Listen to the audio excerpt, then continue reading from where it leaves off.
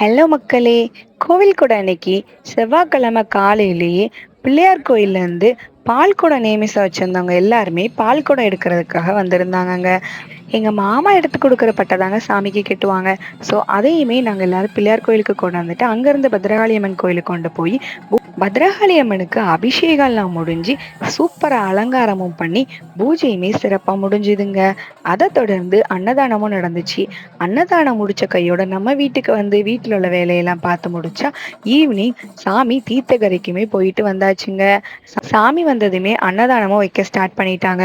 So நம்ம போய் அன்னதானமும் சாப்பிட்டு வந்துட்டு, உள்ள வந்து பார்த்தா பெண்கள் எல்லாருமே கிட்டத்தட்ட 200 மாவிளக்கு கிட்ட பிடிச்சிருந்தாங்கங்க. ஸோ அதையுமே நம்ம பார்த்துட்டு சின்ன சின்ன ஹெல்ப்லாம் பண்ணி குடுத்துட்டு வீட்டுக்கு வந்தாச்சு.